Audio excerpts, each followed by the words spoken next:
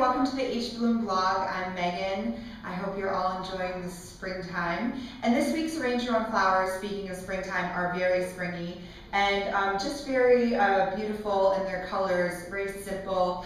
It consists of a lot of green and white flowers, which is great if you are going to a party or putting them anywhere in your house, because literally these colors go anywhere.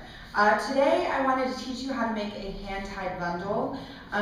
We do this all the time here at H.BLOOM. It's when you receive, if you receive a classic collection along with your Arrange Your Own collection, or if you have friends who receive classic collections, we do the hand-tied bundle and we put them in these vases that are 5 by 5. For the hand-tied bundle, you want to make sure that it's clean and that the stems are long, and really with the laterals, which means if you have a long stem and you have flowers sticking out the side, they're called laterals. You want to make sure that they're even at the top, and you'll see why you want them to be that way, because once we're done with the hand-tied bundle, we want it to be perfectly round. And when you're using your hand to hold the bundle, you don't want anything getting in your way, and you don't want it in the water to contaminate the water. Again, remember that. This week we have the white oriental lilies. These are from California. They're gorgeous, they're fragrant. We have the green palms, the button palms. The white aster, which looks like little bunches of daisies on a long stem.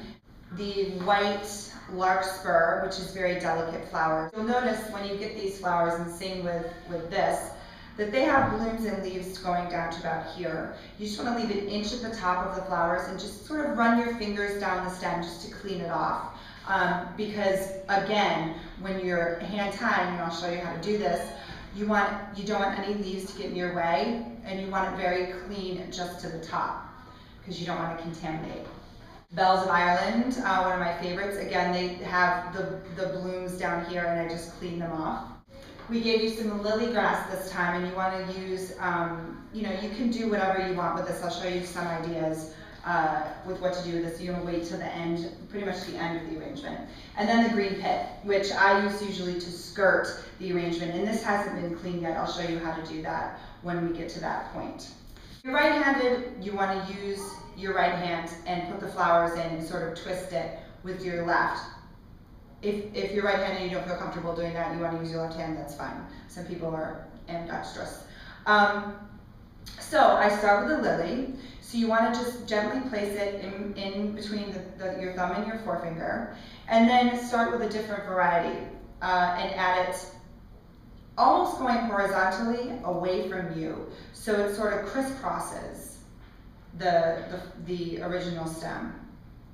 So seeing as that crisscrosses, you can pull it down. And the lilies, usually when you use them in flowers, they usually stick up a little bit more. If this was a rose, you'd want it even with the rest of the flowers.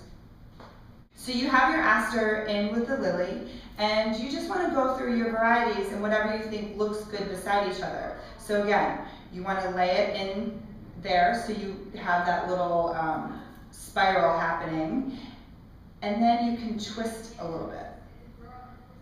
When you twist, it helps to maintain the spiral all the way around, and when we're done, you'll see how it's a great, spread out spiral, and it can sit up by itself when you cut it, which is just the perfect hand-tied bouquet. So maybe we need some green palms in here. You can group them up, you can use them one at a time, it's no big deal. You can put a little green palm on the other side, twist it around. And when I'm doing a hand-tied bouquet, I always like to hold it out and look at it from the top to make sure my colors are spread out, they look okay. You don't want one flower all the way to one side and another flower all the way to the other side. That sort of looks like a misbalance or a little asymmetrical, unless you're doing something like a contemporary design, which 3 flowers are grouped together. It looks kind of goofy with a lot of flowers grouped together and all of the rest scattered about. So you want to take another aster maybe. Again, bring the flower in, twist. Again, bring the flower in, twist. And this is something that you can do. You can spend an afternoon, you can spend a half an hour doing, and take it over to, you know, your neighbors or the host of the party. And you can brag about how you created something so fantastic and really be happy with it. So I'm going to take the lily and add the lily again. So you see that it's really coming along. You can see all the different colors.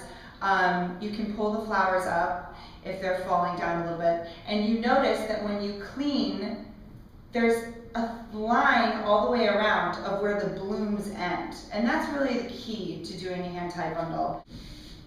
So you want to take this, and this is also fun. You see this in a lot of bridesmaids bouquets and bridal bouquets. And it just makes it look like a ribbon on a package, and it's very pretty. So all of my lily grass that I want to use is tied into my bouquet, and I'm going to teach you how to clean the pit.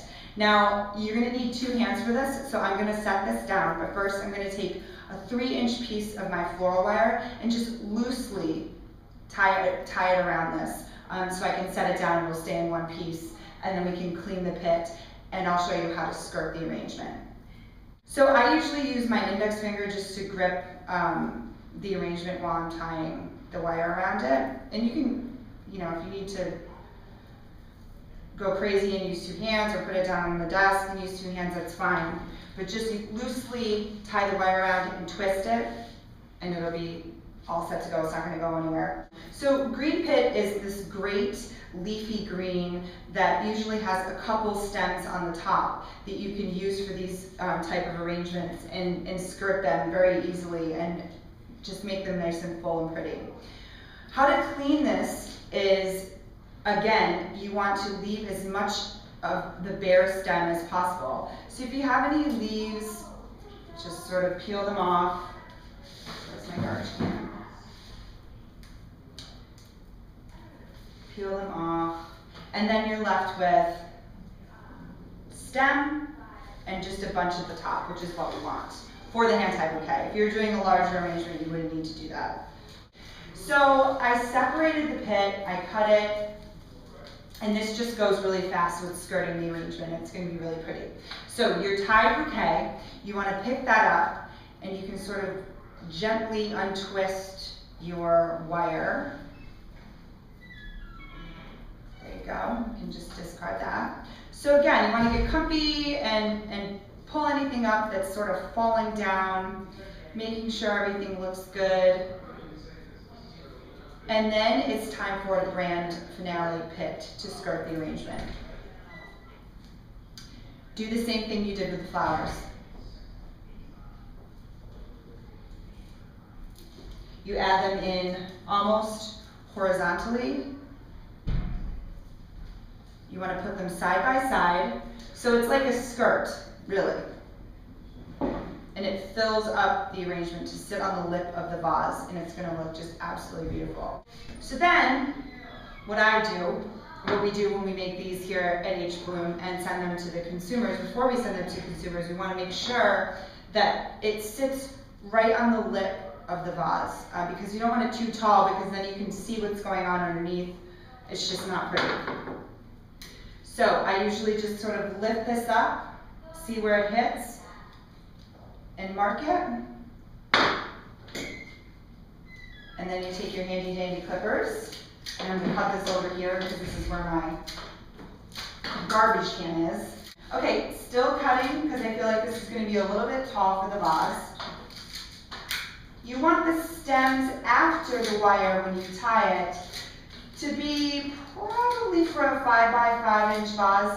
You want them to be maybe 1.5 inches long for the stems. If you cut them too short, it's fine because it's just going to sit on the vase. You just want to make sure it's not too long. And that just looks amazing. You can do this with any flowers, and really don't get discouraged when you start, because again, it does feel a little bit weird, but you'll get used to it. You'll learn how to do it with all different types of flowers, and I'm telling you, you're going to be just so happy with the results and very proud of yourself. And it's just a great hostess gift for any summertime party. Thanks. Oh, and if you have any questions, you can email me here, Megan at hbloom.com. It's MEGAN at hbloom.com. Thanks so much, you guys. We'll see you next time.